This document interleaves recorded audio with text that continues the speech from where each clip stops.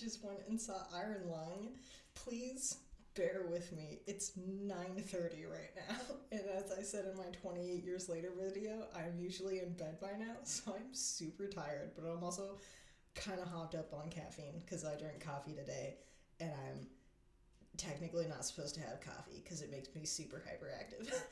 But I loved this movie so much. I went with my sister. We wore matching Unasana sweatshirts, and I've been following along. I'm a Markiplier fan. I've probably said that in my Five Nights at Freddy's video, but I'm a Markiplier fan. I started watching his videos when I was in middle school, when like Five Nights at Freddy's first came out. I've never been like an obsessed person. Like I've never watched all of his videos or anything like that, but I like used to tune in here and there for certain games, and then essentially college hit and I started like religiously watching all his content because it was 2020. And we all know what happened in 2020. So I just have been religiously watching Markiplier ever since then, and I listened to Distractable, so I've been following along this Iron Lung journey for so long, and I'm so glad that we finally got it, and it's so worth the wait. I loved this movie. I had fairly high expectations because In Space with Markiplier was so good. Like, I loved In Space. The quality of it was really, really good. My only hesitation when it came to this movie, and my sister had the same one, she's the one that actually pointed it out first, and then I sort of realized it, was Mark's acting. Like, Mark's a good actor, but I see him as a silly actor. He's like a silly, funny guy, and so I don't see him in a serious role, and I sort of had that hesitation when coming into this movie. But he did a really good job. He was serious. I took himself seriously the whole time. I thought that his acting was really good. There were a couple points here and there that my sister noticed that, like, sort of left her out. Like, I think he does, like, a longer monologue that she didn't quite like. My thing is at the beginning. I kind of got out of it later on, but at the beginning, there's one point where he gets really frustrated and yells at Ava, I believe, who's talking on the comm, and just the way that he like has his face scrunched up and he yells at her, it very much sounds like when he's yelling at chat during live streams, and I just thought it was really funny. But it happened like once or twice, and then I was like fully into the movie. But I loved this movie. I knew, because of how particular Mark is, that the quality of this movie would be really, really good, and it was so good. The sound design was amazing. The cinematography was amazing. The soundtrack was so good. I had heard bits of it. Like, I know that it was released on Spotify beforehand, but I wanted to wait until the movie came out to fully listen to it. But Mark was streaming a couple days ago, and he streamed, I think, two or three of the pieces from the soundtrack, and just from that alone I was like, oh, this is gonna sound really, really good, because it's very thumpy, but like it has like the ticking of the motion sensor that's in the sub and stuff like that, and it sounded so good, and it feels so claustrophobic. The entire soundscape of this movie feels so claustrophobic in every sense of the way. It's like you're in a sub, you can hear bubbles of the blood ocean around you, you can hear the ticking of the motion sensor and the oxygen and little things like that, and it was so good. And I'll be honest, the Let's Plays of Ireland weren't really my favorite. It seemed like an interesting game, but I wasn't that intrigued with it. So when the movie was first announced, I was like, that's an interesting movie to go with. Like, I'm curious how you can turn a very stagnant game like that into a movie, and I loved what Mark did with it, because it's a helpless movie, essentially, in a way, with a character that feels so helpless, and I absolutely loved it. And you feel trapped with Simon on this sub, and you know that there's like bits of lore here and there because they added it into when they patched the game, and added in the computer when there's a couple other like small things here and there, like what's it called, the rapture and stuff like that, so you know that like stars have gone out, or if that's even like maybe it was just a couple stations, you're not entirely sure. You know that you as the character in the game are a prisoner, like you're a criminal supposedly, and you're sent into the sub, where essentially you're told like you just have to go down and come up and you'll be free, but everybody else knows that it's essentially a death sentence. They don't expect you to come back. and just the way that it is, because they describe when he comes back up at one point, because I was not expecting to see other characters, and there's that one scene where we do, where they talk about how he's literally welded into the sub. Like, he can't get out unless they break the sub, which is insane, and it feels so claustrophobic. This movie was terrible for my claustrophobia. I was like, first we're in a submarine, and I think the ocean is really cool. I think everything in the ocean is really cool. I don't ever want to step foot in the fucking ocean. Like, I think oceans are great, and I love oceanic creatures and everything like that, but every time somebody's just like, yeah, you want to swim in the ocean? I'm like, fuck no, I do not want to swim in the ocean. And so we have this sub in a blood ocean, which is even worse. And then at one point he has to go underneath into a crawl space, and it gets worse than that. And I was like, I don't like that. And then later on he has to go back into the crawl space when it's full of blood. And I hated it. It was so cool, but I hated it. And that entire scene in and of itself, I was like, so this is what ended markup in the emergency room.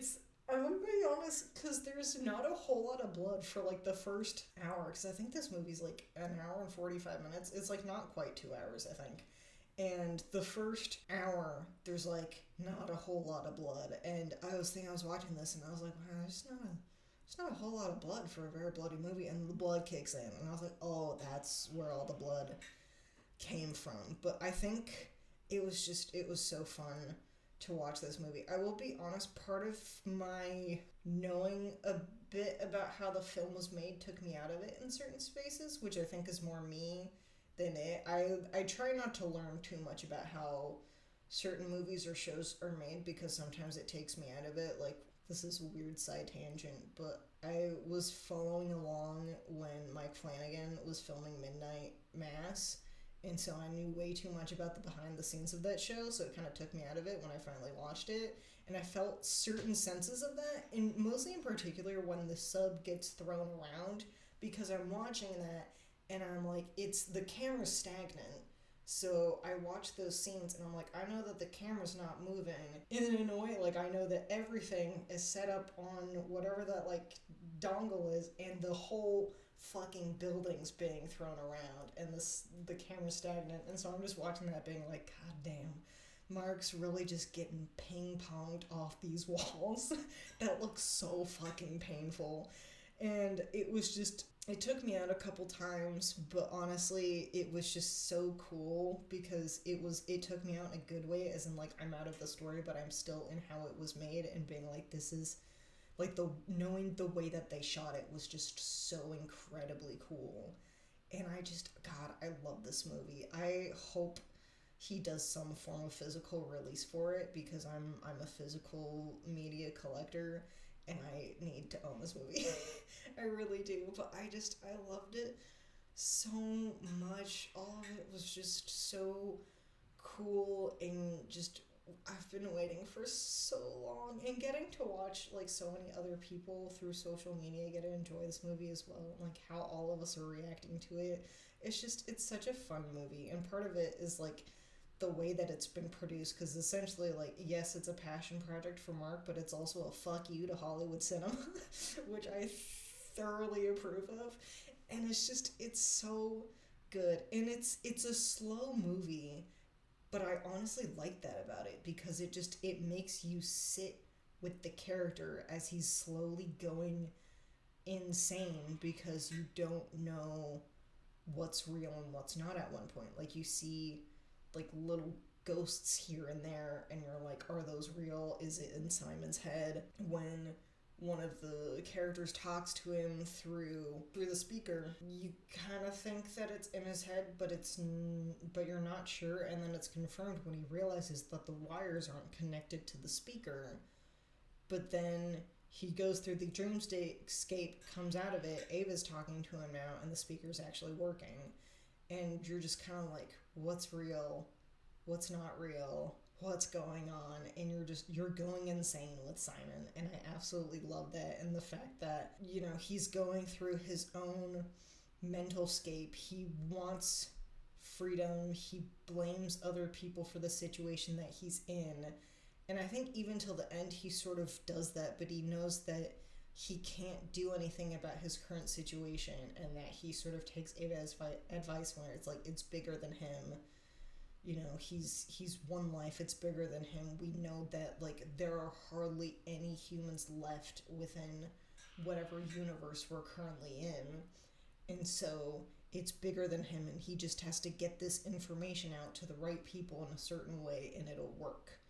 And I find that really interesting. I like the way that the ship is built because it feels like you're in the game. Like all the mechanics work so well, and the movie kind of plays out like the game in a way where it's like you start out essentially watching Mark play the game, like the first video that he did with Iron Lung, and then he goes up, talks to the people, gets sent back down, and that's when he finds the computer console, and it's like, okay, now we're in the patched version of the game that has all the lore.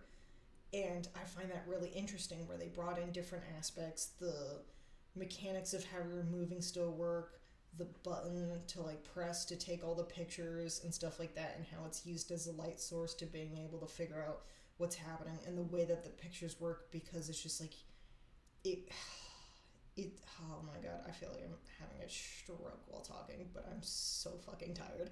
But like it works so well. The pictures look so good, everything looks so good. The blood, I wasn't how I felt at first when watching the trailer, because I think someone imagines a blood ocean, and it, at least when I imagine a blood ocean, at first I imagined just like an ocean that's red. And then through watching Iron Lung, you sort of get that it's like, no, it's like this gross, viscous, just absolutely disgusting ocean that just covers you in blood, because you get that through the dream sequence where he sort of like emerges and sees the fish monster. That's what I'm gonna call it, the fish monster, and he's just like completely covered in blood. The fish monster's super duper red. And then later on you see again when he's actually covered in blood later on, where he's just like caked in it, and it's really gross, and just the way that it sort of like spreads itself everywhere, and it's so cool. I wasn't quite sure how the blood worked because it sort of creates these webs and clearly causes some form of like maybe acidic issues. My sister had a theory that with his bandages he was actually dealing with radiation poisoning. I thought it was that the blood was like super acidic and was actually burning him, but I'm not quite sure. But just the way that worked, where it got stringy, it kind of reminded me of like Stranger Things in a way, and that just could be because that's kind of fresh in my mind because I watched that, like a month ago.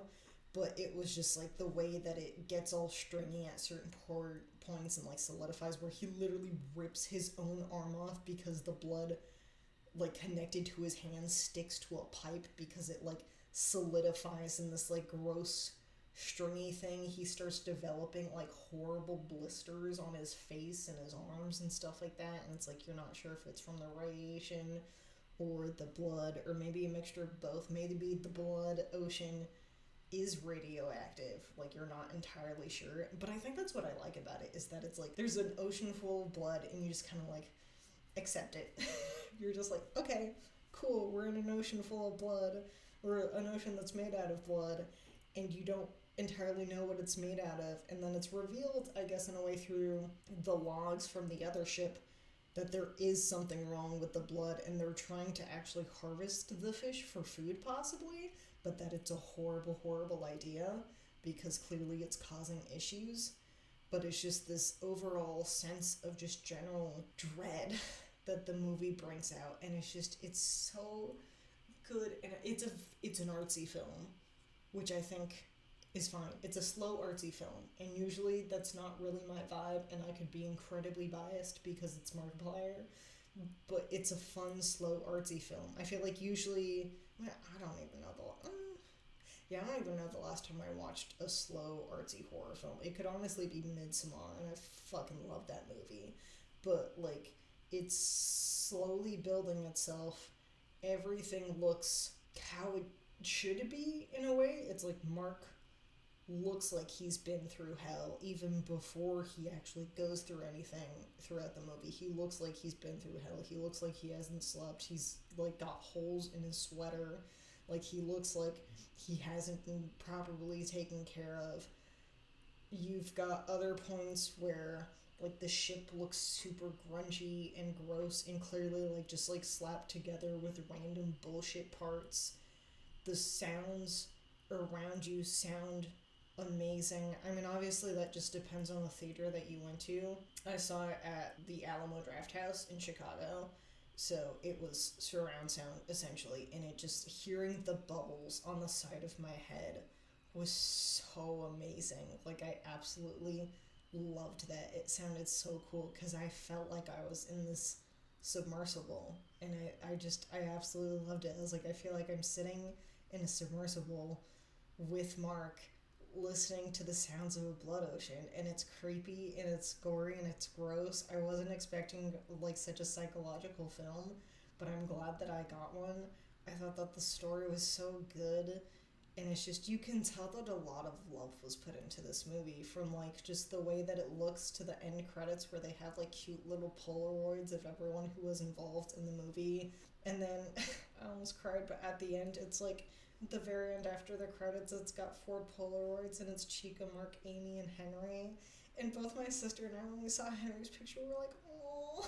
But it's just, you can tell the love. And I can tell from the TikToks, like I've been seeing the TikToks on my feed of people who worked on the film talking about what it was really like to work on that set and how amazing it was. And like, Mark's a very particular person, but he has a vision. Like, people who have that vision have a very particular vision, and when you put so much time and energy to it, it turns out really well. And I think this is a good example of that, where it's like the delays were so worth it, because obviously nothing is going to be perfect in your eyes. And yeah, there are faults with this movie. Like, to be honest, at the beginning I found the sound mixing a little off. Like, it was kind of hard to understand what people are saying compared to the soundtrack, because the soundtrack was just like maybe a little bit too loud and the voice is just a little bit too soft. But other than that, like, obviously it's not a perfect movie, but it was really well made.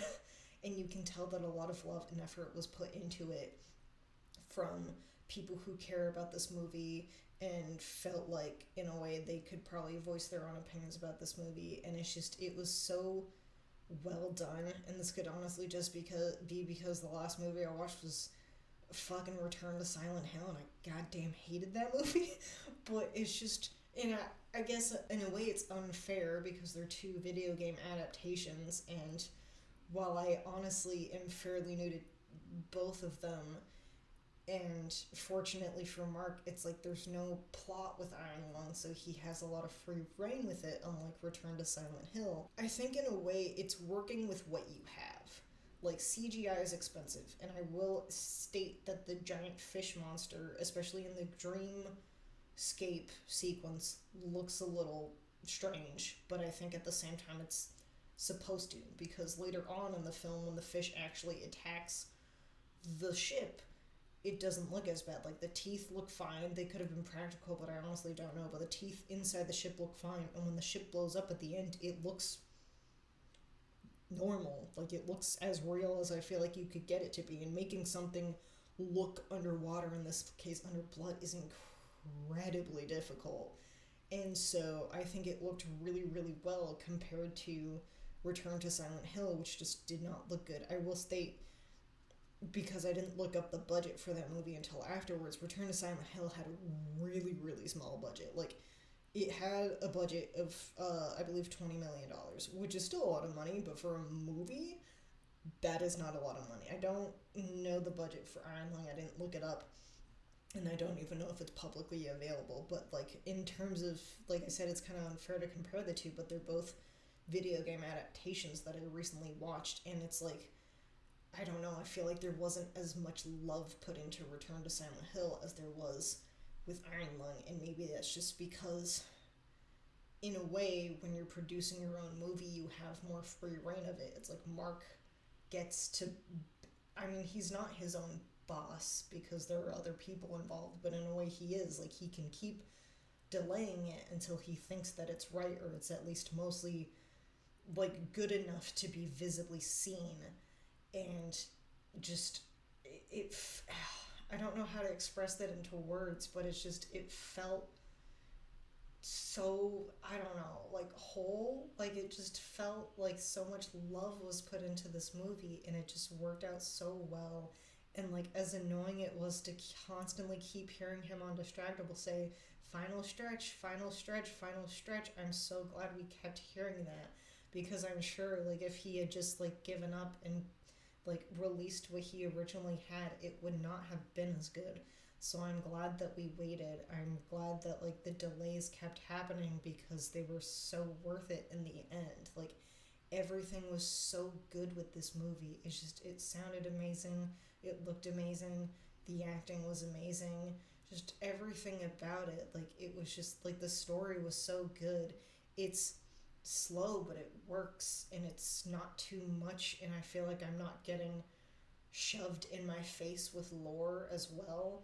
It's like it's little subtle hints here and there that sort of tell you about what's happening in the story world, but it's not too much. Like it's a completely new world, and like my sister's never seen the gameplays, but she seemed to understand what was happening. And as a person who has watched the gameplays, I mean, it's been a minute since I've watched them. I think the last time I watched somebody play this game was when Ethan Nestor recently played it, because he hadn't, and he had like just seen the movie or something like that. But it's just like, in a way, it's kind of like Five Nights at Freddy's, where you're taking the image of something and making it bigger. And in a way, there's a bit more of a story with Iron Lung than there is with Five Nights at Freddy's. Sorry, I keep comparing this to other video game adaptations, but I feel like in a way I have to. But there's a bit more of a story because you're spotting these different areas on the map, and you follow, but in a way in the movie they sort of gloss over most of that until Mark has to, or in this case Simon, sorry, I keep using his actual name until instead of his character name, but when Simon like has to make his own map by finding other things and figuring out where to go because he's lost and he doesn't know where he is, and he finds the other submersible, and then he hears from the other people and they're telling him to go this specific spot, and he goes there and he has the weird dreamscape, and he comes back and he realizes that the voice he's been hearing is the person who died on the other submersible, which is insane. It's just sort of like you're not sure what's real and what's not, and it's so fascinating. And I don't know where this review is going, but I feel like that's what happens when I film something at 10 p.m. But it just, oh my god, I loved this movie. I cannot wait to just sit down with my headphones on and just blast the soundtrack into my ears because it's so good. But it's just, God, I'm so glad I finally got to watch this movie. I've been waiting for so long, and I'm so glad it's finally here, and it's just, I'm such a nerd. It was so good, and I'm so, like, I know that he's not gonna hear this or he's not gonna watch this, but I'm so proud of Mark and everything that he's done, like from starting his YouTube channel to doing Who Killed Markiplier and In Space and Heist and all those things, and the culmination of it, because In Space I think is actually bigger than this movie. First off, that's like two movies in one, but it probably had a bigger budget too, or I don't know. I'm honestly not sure, but it was funded by YouTube, so I'm sure paying for it was a less of a bit of a hassle than this one, because he executive produced it. I'm pretty sure he paid for everything for this film.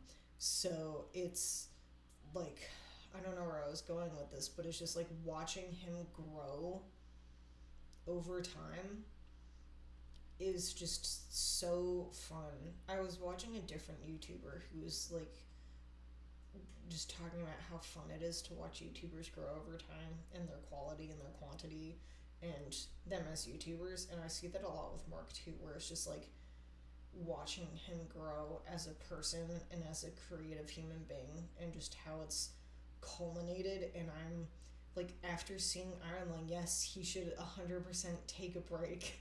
But I'm so curious to see what he wants to do next. Like, I know that he's been talking in streams about how he just wants to get back to YouTube. And it's like, yes, please do. Please play Resident Evil Requiem when it comes out. But at the same time, it's like I know that he probably has 1,000 other projects in his brain right now, and I'm really curious to see what these projects are and where they go and how he improves upon himself from that, because obviously he's learned so much from this project alone. It's like he started collecting lenses and figuring out good cameras. He built a fucking server farm in his bathroom. So like the way that he's learning, and I'm sure he'll learn even more, but it's just like it's so interesting to see everything like that. But I think also at the same way to see how much a community can come together and watch a movie. Like I'm watching this on the 31st. It is currently the number one movie for the weekend, which is insane. It's independently produced. It beat out, was it Send Help, starring Rachel McAdams and Dylan O'Brien, and just it it's just a fuck you to Hollywood cinema. But it works out so well. I think in a way it's a proof to the film industry that YouTube is an actual form of art. I think that YouTube has this stigma, and it's had it for such a long time, that it's not a real form of art, that you can't do anything with it. And I feel like in a way lately it's gotten better, but not as good as it should be. And I think in a way, Iron Lung is opening up the doors for people to realize that YouTubers and content creators can make art. Like, this is art. This is what it is. Like, creating something, whether it's me making these reviews, it's art. It's a different kind of art, but it's still art in a way. And how that artistic ability can be presented is another thing, where it's like, he made In Space, and that is art. It's really well done art, but it gets a bad rap because it was put on YouTube, unlike shown in a theater. But now that it's something has been shown in a theater, and I think if people have never watched a single Markiplier video, but they're like, oh, I want to watch Iron Lung, and they go and see Iron Lung, and it's like, well, you can watch all these other amazing artistic videos that Mark has made on his YouTube channel. Watch In Space, watch Heist, watch Who Killed Markiplier, watch Wilfred Warfstache, watch the automaton, I can't even say it, or the like Warfstache automaton short, because it's so cool. But like all that stuff, and it's artistic. YouTube is art. And so I love the doors that this movie is opening with, and just how much it can culminate into something, and the effort that has been put into it, and how it's opening doors for people, and it's a view of Mark's own ability to create art, and how much he's improved as an artistic content creator over time, and just like the visions that he has. Like, I always think about how, like, when he was talking about writing for In Space, it's like I can't even imagine having to write a screenplay like that. That sounds like a fucking nightmare. But like, he's such a good screenwriter, and it works so well and stuff like that. And oh man, I really really like it. That might be it. I'm so sorry. I bet this was so all over the place. But it's just, I feel like when I get excited about something, my brain tends to go all over the place, and also it's late at night, so I'm really sleep deprived. And I don't know, I feel like it's just because I've waited so long for this movie, and I really, really liked it. I'm so glad that I finally like got to see it in theaters, and just what it was and stuff like that. But yeah, I hope you enjoyed this wonderful late night tangent. I hope it makes more sense than my 28 years later video, because that video made no fucking sense. But yeah, thanks for watching. If you've seen Iron Lung, please let me know what you think about it in the comments, just because I want to know what other people thought of it. I was overhearing someone in the elevator at the theater who was just talking about how it was an artistic movie, and that's like the thought that I had when my sister and I watched it. But like, what did you think? What did you think of the plot, about the design of it, anything like that? But yeah, like, subscribe. Thanks for this late night ramble, I guess. So, thank you. Bye-bye.